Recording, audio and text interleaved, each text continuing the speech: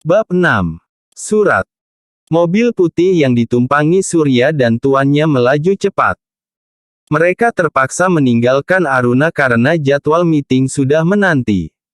Hendra sempat meminta Surya mengirimkan mobil lain untuk mengantar Aruna pulang. Nyatanya gadis itu sangat santai menanggapi. Ngapain ribet? Ada banyak Okejek, aplikasi ojek dan taksi online, kalian pergi saja dulu, aku bisa pulang sendiri. Aruna melempar salam perpisahan dengan senyum manisnya.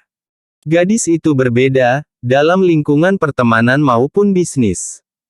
Hendra sering dihadapkan dengan perempuan yang meminta penghargaan lebih dalam segala hal. Kadang ada yang dengan sengaja membuatnya terpaksa mengantar pulang. Atau sengaja mengulur waktunya demi kepentingan mereka sendiri. Surya, kau sadar tidak? Kalau aku kehilangan kendali tiap kali menghadapi anak itu. Siapa? Aruna maksudnya. Ya. Setelah kupikir-pikir ngapain aku berdiri di depan lobi, bahkan sempat menarik tangannya dan berdebat. Mungkin karena dia calon istrimu jadi kau terbawa suasana. Surya dan atasannya berbicara di luar shop ketika mereka hanya berdua. Bisa jadi. Hari ini Hendra merasa lebih banyak bicara dan berperilaku kekanakan. Dirinya tipe orang yang sulit berbincang santai dengan siapapun. Terkesan cuek bahkan tidak peduli dengan orang lain. Lain kali kau perlu klarifikasi. Aku bukan juniormu. Kita teman satu kelas. Pinta Hendra. Sesekali aku terlihat keren, apa salahnya? Surya ngeles. Walaupun Hendra lebih muda 3 tahun darinya. Mereka benar-benar satu kampus dan satu kelas di Stanford University. Hendra memungut teman sekelasnya masa SMA untuk dijadikan pengawasan selama dia kuliah. Sebelum kakeknya mengirimkan lebih banyak pengawas, pasti menyusahkan. Surya tidak memiliki pilihan lain. Walaupun dia pandai dan bisa masuk kampus manapun. Surya sadar dirinya berasal dari keluarga biasa. Bahkan bisa sekolah di SMA elit karena beasiswa charity salah satu anak perusahaan Joyodiningrat. Sedangkan umur Hendra yang lebih muda berawal dari masa SD singkat dengan homeschooling. Hendra baru mengenal aktivitas sekolah di usia 10 tahun setelah lolos tes kesetaraan dan tes masuk SMP. Sehingga selama masa sekolah SMP dan SMA pewaris Joyodiningrat selalu lebih muda dibanding teman-temannya. Apa rencanamu dengan startup Aruna? Tanya Surya. Entahlah, aku hampir tidak percaya mengapa membantunya, yang pasti dia harus memiliki bisnis bagus sebelum perpisahan kita kelak. Jelas Hendra. Lagi-lagi, untuk kepentinganmu sendiri. Cela Surya. Aku bisa gila, jam berapa ini? Serasa ingin menangis. Aruna berlari gesit dan membuka pintu ruko 2 lantai yang disewa bersama sahabat-sahabatnya. Outlet surat ajaib. Bukan, lebih tepatnya markas sahabatnya yang kurang kesibukan. Hai, bangun. Aruna menendang kaki Damar. Laki-laki yang menghabiskan banyak waktu kosongnya bermain game di markas surat ajaib. Sepertinya dia bermain semalaman dan tertidur di situ. Bantu aku beres-beres, aku bisa gila. Aruna teriak panik. Aduh, aku masih ingin tidur. Buka matamu Aruna. Lihat, kita sudah merapikannya. Lelaki itu kembali meringkuk dan hilang kesadaran, tertidur kembali. Wow. Kalian kerasukan jin baik. Di mana yang lain? Wah. Kalian benar-benar luar biasa, mataku silau melihatnya bla bla bla. Aruna mengoceh tidak jelas. Berlarian naik turun tangga memastikan semua rapi. Nyatanya memang sudah rapi. Seumur-umur tempat ini tidak pernah sebersih dan serapi ini. Kecuali lantai 1. Display produk dan front officer minimalis dipadu dengan beberapa tempat duduk terima kustomer bernuansa putih manis, simpel namun artistik. Hampir mirip kafe yang mengusung tema milenial modern. Hasil sumbangan Kak Ananta dan Kak Alia setelah kunjungan yang memprihatinkan. Untuk lantai 2 jangan ditanya. Lantai 2 dibagi menjadi 2 ruangan. Salah satunya adalah ruang kreasi. Tepatnya bengkel berantakan. Tempat mereka benar-benar bekerja bersama kertas, manik-manik, gunting dan susunan kata puitis tertempel sembarang. Hari ini semuanya rapi. Tersusun indah pada tempatnya. Dan inilah ruang lain di lantai 2. Tempat dengan TV LCD menyala hampir tiap saat.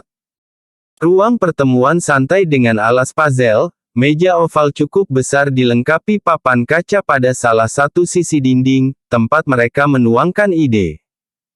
Disinilah mereka meeting dan bersantai. Biasanya ada stick game berserakan. Headset dan kabel charger atau laptop tergeletak. Entah kemana semua itu. Mungkin sudah masuk almari. Oh, masih ada satu yang mengganggu mata, bantal besar bermotif jerapah tempat Damar terlunglai dalam kantuk. Damar bangun, sampai kapan kamu akan tidur? Laki-laki itu hanya menggeliat tidak jelas. Aku siram kau. Aruna memutuskan mengambil botol air minumnya agar Damar terancam. Akhirnya Damar duduk pasrah.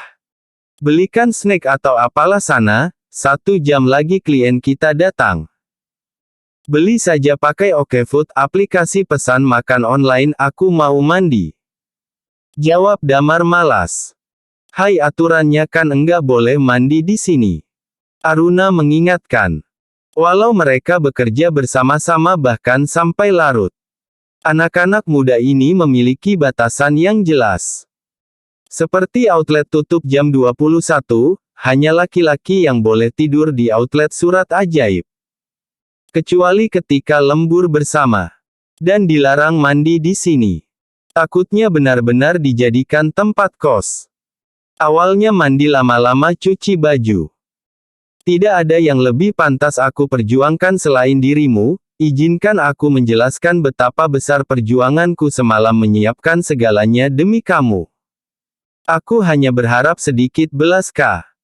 Mulai gila kau anak sastra, mandi sana. Aruna benar-benar melempar botol airnya.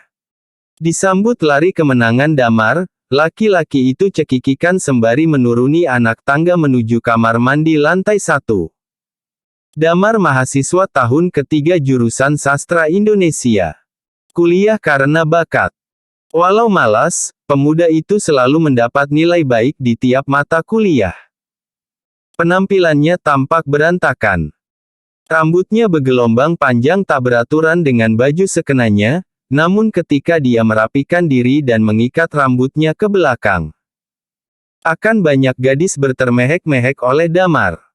Alasan utama pemuda enggak jelas itu tenar adalah akun Instagram pribadinya. Jangan ditanya berapa pengikutnya. Bermodal susunan kata puitis dan sepak terjangnya sebagai autor, hampir setiap konten yang dibuatnya banjir like dan komentar. Yah, dialah peramu konten Surat Ajaib. Walau lemah di desain, tidak bisa dipungkiri banjirnya pesanan surat cinta dan surat patah hati lalu berkembang ke pernak-pernik lainnya, berawal dari pesona tiap kata yang Damar rangkai. Aruna masih sibuk dengan handphonenya mengatur pesanan makanan. Ketika 2 orang sahabatnya datang, Dea dan Lily. Dea tampak berseri karena hijab bunga dan bros bunga karya terbarunya hari ini dia kenakan. Wah, tumben-tumben ini anak peduli dengan penampilannya. Aruna tersenyum meliriknya. Sepertinya Dea menangkap maksud Aruna. Aku akan bertemu calon iparku jadi harus memberi kesan terbaik. Bisik Dea. Apaan sih? Bikin malas aja. Balas Aruna. Coba lihat presentasiku, aku tidak yakin ini bagus. Lily langsung membuka laptopnya. Tampak serius meminta pendapat. Gadis perfeksionis berwajah oriental. Bertugas sebagai closing customer, khususnya customer dari event organizer wedding. Awalnya dia hanya tertarik sebagai marketing saja. Pihak kedua yang menjualkan produk pernak-pernik engagement, bridal shower dan wedding. Karena sering mengerjakan pesanan bareng, lama-kelamaan gadis itu malah makin nyaman dan berakhir sebagai pengelola laporan keuangan dan marketing. Sedangkan dialah co-founder yang mengawali Surat Ajaib lahir. Dulu Aruna hanya punya ide, sejak SMA ide ini tidak pernah terrealisasikan sampai suatu hari sahabat semanya yang kini menjadi teman satu kampus menjelma sebagai relawan ibu-ibu pinggiran. Dea menjadi salah satu fasilitator program Bunda Mandiri Sejahtera, BISA, milik Lembaga Kesejahteraan Sosial. Setelahnya Dea meminta Aruna untuk bergabung. Bunda-bunda dari ekonomi rendah dilatih dengan berbagai keterampilan dasar mulai masak hingga kerajinan. Sayangnya belum banyak yang percaya dengan kemampuan mereka. Untuk itu Dea mendorong Aruna membuat bisnis online kecil-kecilan menawarkan produk kerajinan. Susah senang mereka berjuang bersama-sama dan terlahir konsep Surat Ajaib. Kini keadaan lebih mendingan, tiap minggu ada saja proyek dan permintaan yang bisa dilimpahkan kepada komunitas BISA. Dea yang berperan sebagai quality control. Setelah Aruna menuangkan ide dan karyanya, Dea akan menerjemahkan kepada komunitas BISA untuk memperbanyak sesuai kebutuhan. Setelah selesai Dea pula yang menyeleksi mana yang layak dan mana yang tidak. Kadang kala ada saja yang terpaksa dibuang karena salah atau rusak. Brak. Suara tas dilempar bersamaan tubuh bongsor tersungkur. Aduh. Capeknya. Agus Eko Budi itulah nama anak muda yang barusan datang. Mahasiswa informatika. Dengan penampilan standar dan nama pasaran. Agus yang bertugas menghandle insight Instagram, iklan dan website yang sedang dibangun. Kau itu Gus. Barusan dari mana? Abis lari. Dea membawakan air putih untuknya. Dosen sialan itu lagi-lagi menyuruhku mengerjakan tugas pribadinya. Agus menggerutu. Nasibnya sebagai asisten dosen killer menjadi topik pembicaraan berulang-ulang olehnya. Kau dibayar? Timpal Lili. Iya. Jawab lirih Agus. Tak usah menggerutu kalau kau dibayar. Suara Lili mengeras jengkel. Aku yang mengerjakan, dia yang dapat pengakuan. Ah, sebalnya. Tipikal mahasiswa ketika mengerjakan tugas penelitian dosennya. Sini-sini tampan, panggilan candaan bagi si kurang tampan, supaya hatimu enggak jengkel. Ayo kita makan saja sobatku. Damar datang dengan bau harum dan lebih rapi. Membawa bungkusan makanan Oke Food milik Aruna. Itu buat tamu. Dea amankan snacknya dari mereka. Aruna melempar permintaan karena masih sibuk dengan PowerPoint Lili. Lengkap sudah tim Surat Ajaib. 5 pemuda dengan basic berbeda dan tugas berbeda. Selebihnya yang berseliweran nongkrong di markas Surat Ajaib pastilah salah satu dari teman mereka, terutama teman Damar. Mungkin semalam dia dan teman-temannya yang membersihkan tempat ini. Kau yakin penampilanku sudah benar?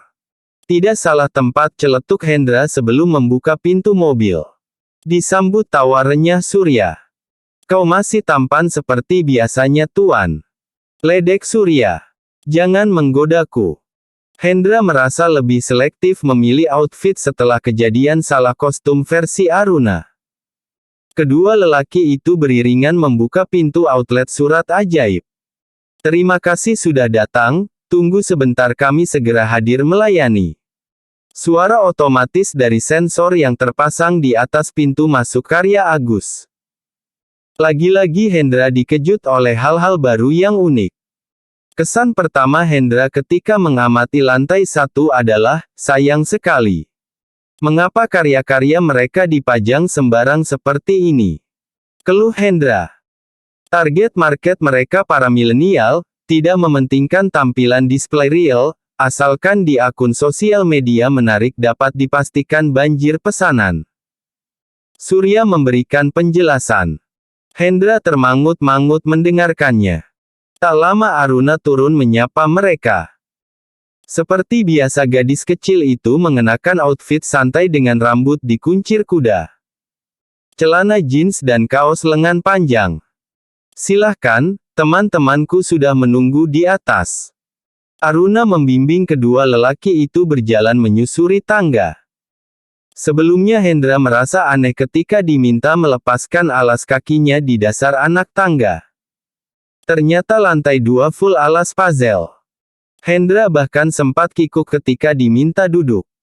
Dengan gesit Surya mengambilkan bantal sebagai alas duduknya. Perkenalkan, ini tim Surat Ajaib, yang berhijab Dea bertanggung jawab sebagai produksi dan quality control, ini Lilian menghandle promosi dan marketing, lalu Agus website dan sosial media, yang di ujung sana Damar materi serta konten. Aruna mengawali meeting. Salam kenal, saya Hendra Calon. Belum sempat menyelesaikan ucapannya, Hendra mendapatkan cubitan menyakitkan di pinggangnya. Bersamaan dengan tatapan mengancam Arunan. Calon kustomer Anda. Terbata-bata Hendra menyelesaikan kalimatnya, sembari menahan sakit bekas cubitan. Dan ini asisten saya Surya, dia yang akan menjelaskan lebih detail. Limpah Hendra. Surya sempat kebingungan. Bagaimana menjelaskannya? Kalian saja tidak mau ketahuan. Ark menyusahkan Surya hanya bisa menelan kejengkelannya.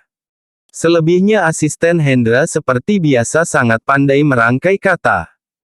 Dia mampu menjelaskan dengan runtut mulai jumlah pesanan, target waktu bahkan rencana membayar 2 kali lipat jika pihak Surat Ajaib mau mengambil proyek atasannya. Tanpa membayar 2 kali lipat pun kami sudah pasti tergiur dengan penawaran Anda, mengapa Anda rela buang-buang uang untuk kami? Bukankah ini aneh? Damar dengan santainya melempar pertanyaan. Damar. Spontan Dea memanggil nama Damar. Berharap laki-laki itu diam. Di antara yang lain Dea sendirian yang tahu kondisi sebenarnya. Ya. Tentu saja karena jumlah dan tenggang waktunya, kami yakin di luar kemampuan kalian. Hendra menguatkan penjelasan Surya. Alasan lain silahkan tanyakan langsung pada founder Anda. Mata biru itu kini beralih menyudutkan Aruna. Aruna hanya bisa menghela nafas panjang. Teman-teman kalian yakin bisa mengambilnya? Jika kalian yakin aku pun akan setuju. Kalau tidak, tidak akan jadi masalah. Aruna langsung lempar pertanyaan kepada timnya sebelum Hendra mengajukan statement lain di luar dugaan. Tentu saja aku yakin, peluang semacam ini tidak datang 2 kali. Terlebih peningkatan omset kita bisa berkali-kali lipat. Lili sedari tadi tampak tidak bisa lepas memandang Hendra, tentu saja karena ketertarikannya terhadap pria bule. Apalagi bule satu ini eksentrik, bermata biru dan berperawakan khas England, namun kulit dan raut wajahnya maskulin khas Indonesia. Lili langsung mengiyakan tanpa banyak berpikir. Ini peluang kita membangun sistem yang lebih bagus lagi. Sistem yang terbengkalai karena keuangan, tambah Agus. Bagaimana denganmu Dea? Tanya Aruna. Bagi Aruna masukan Dea yang paling penting sebab yang mampu mengukur kapasitas produksi adalah Dea. Sebenarnya, 2000 peks dalam 2 bulan bukan hal mustahil bagi kita. Selama ini kita masih melempar pada 2 kelompok bunda saja. Kalau kita berani kita bisa menghubungi kelompok lain. Jelas Dea. Jika lokasinya berpencar bukankah itu membutuhkan biaya? Sambung Aruna. Asalkan kita mempercayakan pekerjaan kepada komunitas bisa. LKS Lembaga Kesejahteraan Sosial akan membantu akomodasi bahkan ikut mengontrol. Tambah Dea. Tapi aku tidak bisa katakan iya, sebelum kamu sendiri merasa yakin Aruna. Ucapan Dea sungguh ditujukan secara pribadi kepada Aruna. Aruna melempar senyum tulus menenangkan sahabatnya. Damar sekarang giliranmu. Pinta Aruna. Semua sudah oke, aku ikut saja. Seperti biasa Damar tidak pandai menolak. Sebenarnya aku lebih penasaran pada kalian berdua. Mengapa laki-laki sibuk memesan undangan pernikahan, Bukankah hal-hal ribet semacam ini kesukaan perempuan? Celetuk Damar. Damar. Ketiga temannya bersamaan teriak seakan-akan ingin melenyapkan Damar. Dea, Lily dan Agus. Tidak habis pikir dengan ucapan temannya sendiri. Inilah alasan mendasar, mengapa Damar dilarang bersinggungan dengan kustomer, bahkan Damar satu-satunya yang tidak memiliki akses sebagai admin. Belum sempat Aruna membuat keputusan. Konsentrasi buyar oleh celetukan Damar. Aruna hanya bisa menelan ludah berharap dirinya tidak kena marah Hendra. Wajah Hendra merona merah, dia benar-benar dilanda malu. Baiklah, saya pamit. Hendra menyapa teman-teman Aruna dengan ramah sebelum akhirnya lelaki itu menuruni anak tangga disusul asistennya. Aruna pun turut serta mengantar mereka sampai pintu mobil. Hendra menatapnya sesaat kemudian menghilangkan di balik kaca mobil.